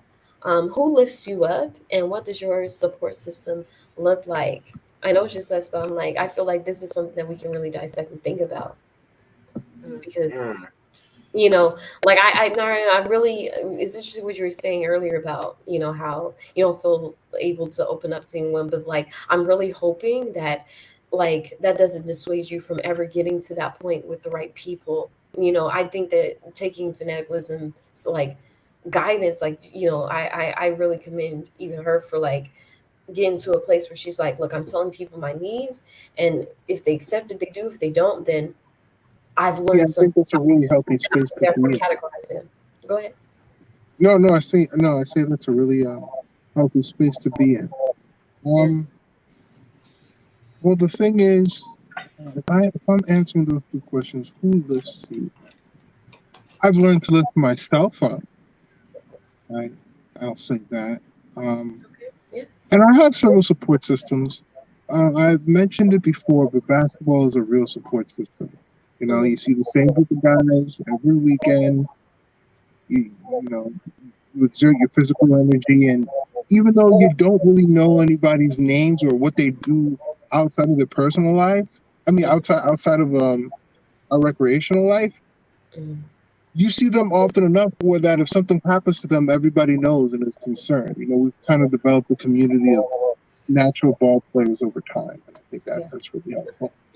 Um, so I'm also teaching myself Spanish, and one of the ways that I if I'm feeling stressed or if I'm feeling like I kind of want a break from what I'm going through in my life, I would learn Spanish because from my perspective, Spanish is a completely different world. You know, it's like I'm building up a language to connect myself to a part of the world I don't really know yet. Mm-hmm. So that's so learning Spanish, playing basketball, like having a community of Spanish speakers and having a community of ball players is sort of like a great support system. And you know, if something goes wrong, like my car breaks down or something like that, I have friends and family now that'll help me like take care of my car issues and stuff like that. So you Awesome. know, So, that's, so, so for those that are watching right now, take some time to write on the comments, and you can answer this question also. So yeah. Yes. Yeah, for me, a lot of people lift me up, right? Honestly, at this point, and I've just done a lot of self work to get to that point where I don't have people around me that don't lift me up. Mm-hmm. Like it's honestly so much uplifting that I get overwhelmed. Like thank you. Yes, the overflow. No. Yeah, like my community really does lift me up. Like I have so many opportunities because people see what I do and they want to support. So I feel like I have a really amazing support system. And I was saying that to myself the other day because my mentor, she took me on as one of the artists that she'd help with bookings. And that was like, I remember when I first met her, she had too many artists. And I've known her, for about 5 years now. Mm. And it's like I started doing all these things so that I could put myself in the position and get booked for certain things. And then I think I told her, I don't remember what other something I shared with her that I was going to be doing, and she was just giving me all this insight and advice which other people would get charged for. And she was just like, yeah, correct your bio, booking at Play with Rocks, and that's her like brand. And I was like, thank you, because I'd be doing so much for myself. Like, and it's crazy because I really do have an amazing support system, and I still do a lot Yes. for myself. So knowing like it's okay to ask for help, it's okay to ask for more help, and like even if they can't help me, they'll find or put me in the position to get that help. Mm. So I think like I'm grateful to say like I have an amazing support system. Everybody in my space is lifting me up, and if they don't, they're just not here. So I don't know who they are. I love this. And can I also say that from us having a support system, that's also going against systems not founded for us and oppression and all the things, because westernized ways of feeling all kind of stuff is real individualistic. And we come from ancestors and come from a lineage in which we do collective is being in the collective and having a support system is just part of our DNA, right? And so yet even in a society like what we're living in and having to be in and practicing and so on and so forth, we're still we like always like yes we are resilient. It shouldn't be at the expense of our wellness, but we are just resilient as a people, and we got we always figure out a way and as a collective to an extent, and it's just there's many ways we can maximize in that, but this is just one way which we are doing it like actively, mm, and so uh kudos. Absolutely, Let's go. absolutely. Let's go. Kudos. And like we're self-sufficient people by nature. Once we Mm. started relying on the system, it was Mm-hmm. our ultimate demise. Mm-hmm. It's true. Yeah. So we're Yes. so much dependent. So we grew up depending on systems. So just like when you said before, food, shelter, all the essential base stuff, Mm-hmm. we were taught to depend on someone else, or depend, you could say depend on the system. So Mm. have to learn how to be independent, um, which is, it's not going to be easy. Not Mm-hmm. independent, interdependent. I like that. Actually, yeah, I like that. I like that. Yeah, Mm-hmm. thank you for that. Yeah, I like that. Because So mhm. there's a whole nother stigma when it comes to independence. So I'm not going to veer off, but continue. I apologize. Nah, it's all, so it's really just getting into like, and then people talk about like, oh, okay, so they talk about evolutionary of getting out of the system. But and that's why I asked, I'll be like, oh, okay. So let me ask you a question, since you want to talk about these things about like like not depending on the system. Do Mm-hmm. you know how to fish? Do you know how to uh not only cook food, but can you grow food? Even in Mm. your apartment or your house. Right, Do you know right. how to do those things? Mm-hmm. Yeah. Do you know how do you know how to do like constructions, or like build stuff? Do you know how to do those things? It goes so much of when you're talking about not depending on the system so much. You just go on. So yeah. And adding to what you said, like, we're always talking about the system, and I'm big on etymology. So, like, what's assist? Mm-hmm. Mm. What's assist? Like, is assist not a extra growth that is supposedly benign? I mean, if something's extra and you don't need it, it's already dangerous to me because it's not supposed to be there. So we have the cyst and then we have the stem. So if we really like breaking the word down, it's a growth of sickness and it's a disease to us as a people. And I don't know what's been more evident of the fact. So even being mindful of the words they use, because when it comes to politics, they speak in coded language all the time. People think they know what's being said, and they don't. They don't have a Yeah. clue. Like there's people in the government, and they're a part of this fraternal society or this order, and what they're saying is not speaking to the people; it's speaking to their order. Mm-hmm. So it's just so many things that like being aware of, especially when it comes to, if we're talking about self-care, like you said, limiting the intake of the news. I don't really listen to the news, to be honest, because I know people are going to tell me. They're going to be like, yo, did you hear? I'm like, no. Mm. Because I Mm-hmm. enjoy my peace, and if I want to know about the news, I'll read about it. But Yeah. The read. if the media is controlled by a few corporations, then I'm not going to be able to ever really get what um what the truth is, because those people have agendas and they Yeah. want me to see something that, for whatever agenda it is. Mm-hmm. So that's also another issue, like how being able, like how do we get connected to people on social media that are real journalists, not paid actors. Mm-hmm. Mm. Yeah. Mm. Absolutely. So Another thing I do want to say is for our listeners, right? So who does lift you up? Mm-hmm. What does your support system look like? And that's where it goes down to, who are your true friends, Yeah. right? Mhm. So that goes to the point where it's like that's where critical thinking happens, and not a lot of critical thinking happens a lot. Majority of them, not even majority, is does critical thinking, because in this world nothing makes sense anymore. Mm-hmm. So ask yourself. That's why it goes back to when I said, pause it real quick. Who lifts you up? Mhm. What does your support system look like? Take time to think. Mm-hmm. Like I said, and this is so important. That's why I'm repeating myself. Mm-hmm. 20, 30, 40 minutes. Doesn't matter what time. Take time to think about these things. Yeah. And going back to phonetic wisdom for what you said, I have a picture, if y'all can see it. It says, do you ever take time?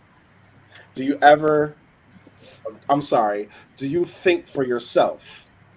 And the person said, no, I have television for that. Mm, So, Uh-huh. yeah. Ugh, yeah, no, I'm not big on like just continuously watching TV because it's like the song that many of us grew up like for those of us who grew up in the church listening to. Be careful, little ears, what you hear. Be careful, little eyes, what you see. Real statement because you know what we consume ourselves with. So I'm big on reading and then limiting all that. Absolutely. yeah, Yeah. yeah. Yeah. Finding alternative, I think when it comes to finding news sources, it's tricky. But what you want to do is you want to find alternative news sources that are Mhm. outside of the normal scope. So outside of CNN, Fox News. I mean, those are the two big ones, right?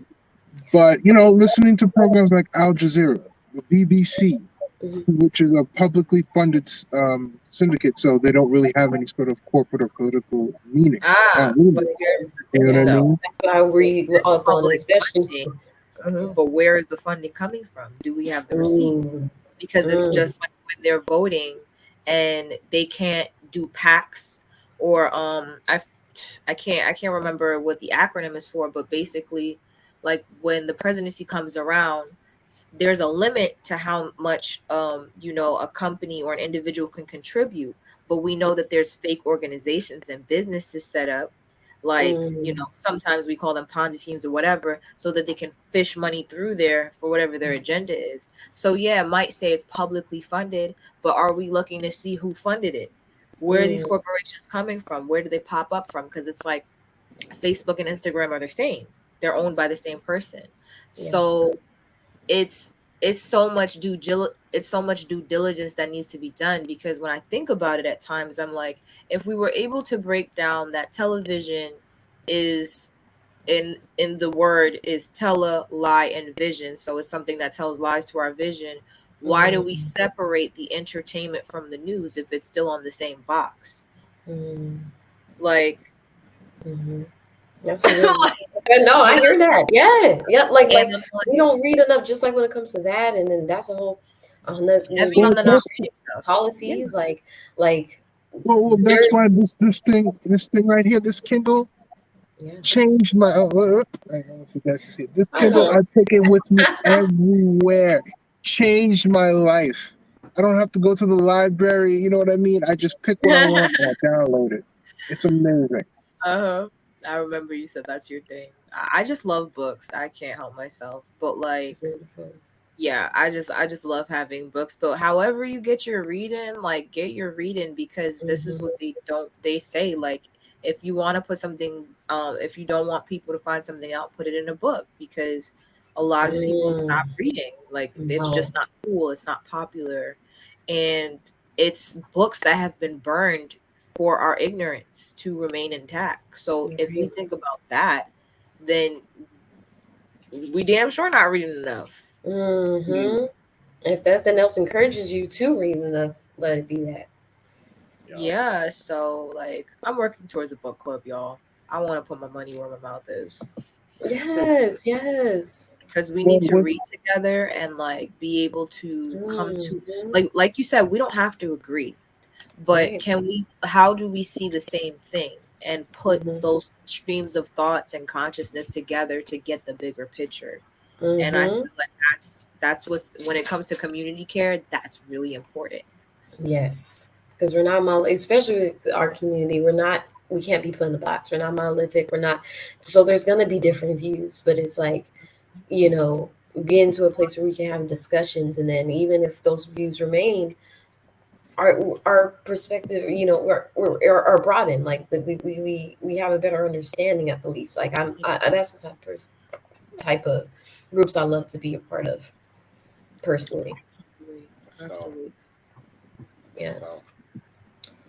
Well, let's get it. Well, let's get it. So without further ado, we'll wrap up because we already talked about the exercise, the breathing exercise, the 3, 2, 1. So breathing exercise, just this is another form of breathing exercise is box breathing, where you breathe in for 4 seconds, literally hold for 4 seconds and breathe out. And so when we've talked a lot about meditation and breathing and the importance of it. And so this is just one type of breathing exercise I wanted to show on here and teach and encourage individuals to do for however long they feel comfortable with doing it. It can be done in your car, like Neron's his car. You can do it right when we're done with this podcast. Okay. It could be, anyone who's listening, this is a good practice.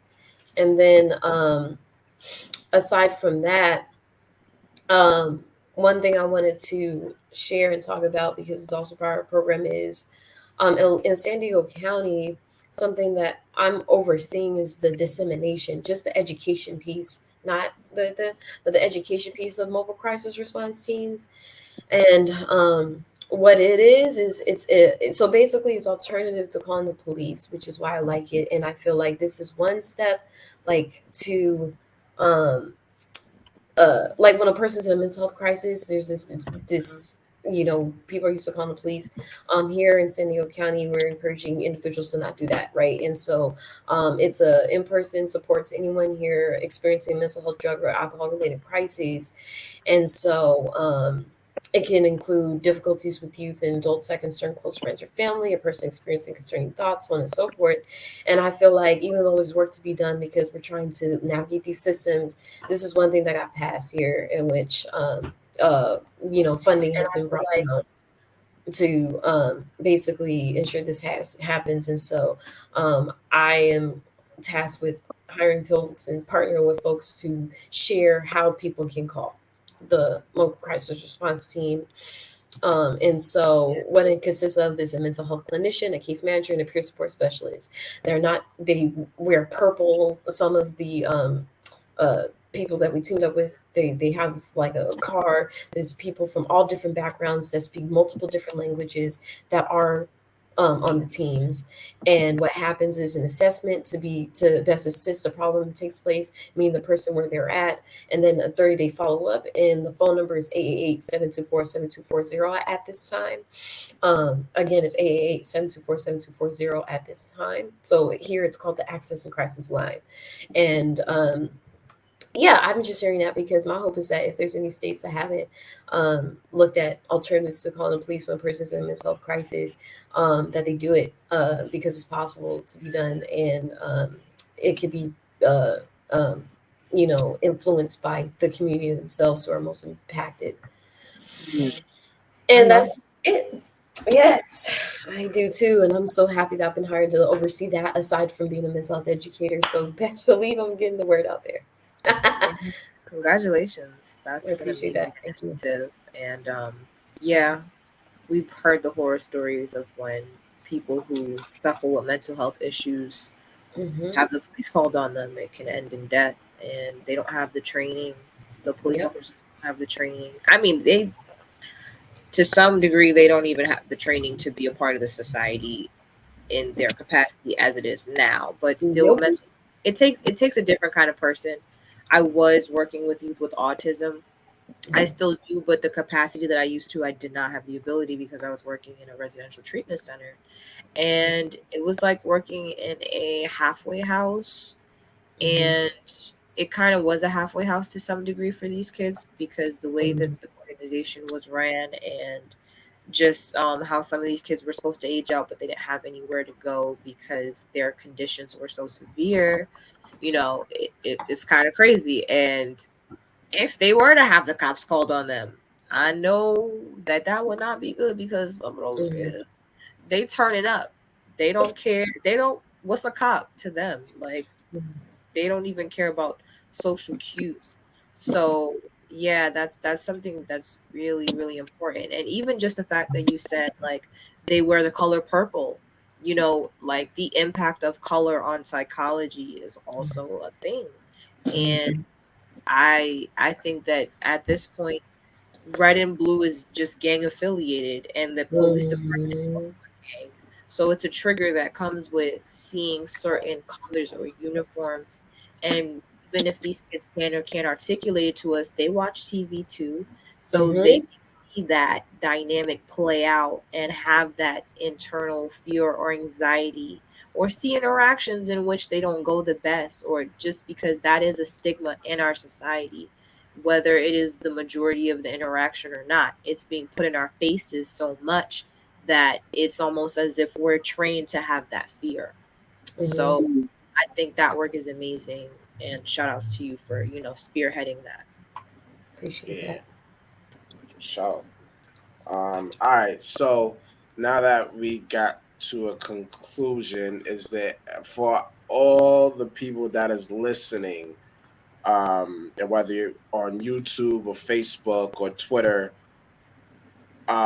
any questions do you have? Please put it in the comments. Yes. Um, Awesome. I appreciate this. Oh, go ahead. yeah, Sorry. I was just like, this is up, but this is just more learning, and I can stop sharing screen, but because I had up this whole time, but yeah, keep it up. Yeah. keep keep going, keep going.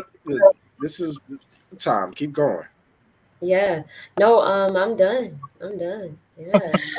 This is I just end with these resources. So this is just for more learning. Follow these accounts. Like I'm just, since it's virtual and it's a podcast, I'm just like, again, this is I appreciate the work of multiple these BIPOC communities and um or spaces or whatever. And I think, do I have more than that? Oh, this is San Diego specific. And yeah, and these are just some hotlines, directories for Black, Indigenous people, colored therapists, and the rest is, yeah. So yeah, and so I'll leave it up on this, and I'm done. That's it. I really appreciate being in the space and for you creating the space. This podcast is Yes. so great. I would just like to say I was the most helpful and I dropped the most gems in this podcast for this episode. I feel. I think we should also Phonetic take a poll wisdom, just to get reflect my own feelings about that. Get them, phonetic wisdom. Get them. I totally agree with you, Naron. I think you contribute so much, and we're grateful for your presence here. Thank Yeah. you. Thank you. Thank you. And I love it too, because like more often, I really like that, you as I'm just gonna say Black men have created a space to and then you're so willing to be open and such, because that's still a thing where many men, especially men of color, do not feel as comfortable being open, especially about sensitive topics such as mental health, wellness, self-care, community care. And it is important for y'all to have these spaces too, for sure, 100%. Mm. And then you invite us, look, I was gonna get deep on it, but like, Black women into space, you listening to us as well, like truly appreciate that. Yeah, Absolutely. You can get deep. Really Go ahead. You can Oh get no, I'm deep. done. Yeah. I had to wrap up because I promised I had to wrap up, like, because my own self-care, community care, spending time with my loved ones is something I promise I do as soon as I'm done. So yes. I That's appreciated definitely being in the important. space with you all for these last couple hours. It was beautiful. Yeah.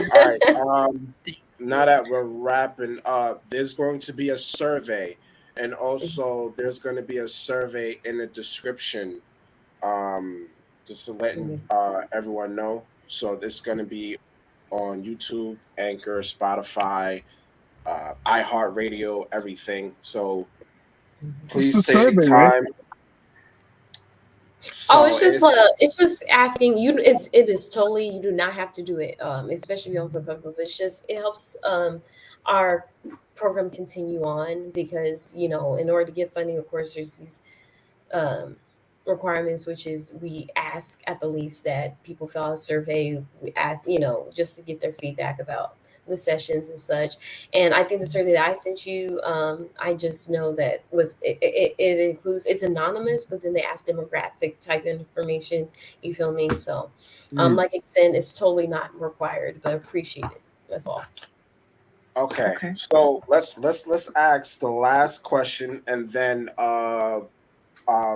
Shell, what is your social media and your final thoughts? That will be that will be the last question, and then we're closing out. So Nairon, phonetic wisdom, any last questions? Also, feel free to tell the audience your Cash App because we never know who is ready and willing to contribute. Oh yeah. All right, what's your cash app? Yeah. Yo, that's good. That's good. Okay. I love that. Ooh, okay, that's good. I Okay. love that. My Cash App is Naren is poor. So Look at that. Mine is literally Spshelle. It's literally Spshelle. Because my name, that's one beautiful thing about having a unique name is it's not Yes. taped. It's literally just my first name. So Mm. Hello. that's it. That is it. And I All right. appreciate that. I mean, yeah, I appreciate any of that. And then aside from that, my last words is, just like I said, thankful for you creating the space and us being able to talk about mental health and wellness. And these are the discussions that need to be had and they're and in various spaces. And I encourage other communities and other organizations to have these conversations because it can't be had enough. You know, we can navigate through and past. I'm a believer we can navigate through and past this mental health pandemic type thing. So, okay, especially for our communities that have been deemed underserved. So let's do it. Let's continue to do it. Definitely. Thank you for this. It's another history on the books. Thank you so much for everything. Yes, history in the books. I like that. This, Mhm. I think that's about it. Phonetic wisdom, Niron, anything. No? You can Well, I Cash look App forward me at to NarenIsPoor.com. All So since right. this is Women's History Month, no one will be Cash Apping you. But do feel free to Spshelle $SPSHELLE. Thank that is you. it. Oh, I yeah. appreciate And it. Yeah. Instagram, Facebook, website, everything. What is it? Mhm. My Instagram is Spshelle Faith. Like I tell you, it's literally my name, but Uh-oh. Uh-oh. and then Uh-oh. but I encourage Instagram more so because my Facebook it's yeah. Go ahead. So I encourage Instagram more so. It's Spshelle Faith. Because then it links you to like my personal website and some other resources I just have on my page just cause and I'm really myself, y'all. So like because my name's so unique, I said like if I'm gonna exist here on this earth, I'm not gonna separate everything if I don't have to. So just know that I'm authentically me. Oh, We beautiful. appreciate you. I Definitely. appreciate you all and meeting you, Connect Wisdom. Like it's awesome. If you follow me, I'll follow back. When you have that book club, let me know. Yeah. Working on it, yes. And I did follow. Okay. All right. So that's to close out the episode. And that's pretty much it, y'all. We are out. We're out. Bye. Thank you for listening. If you like this episode, please, I really appreciate if you subscribe to the podcast, whether you're on YouTube, Anchor, iHeartRadio, Spotify. Please subscribe, give it a like. And if you're listening on Apple Podcasts, leave a review. Thank you for listening.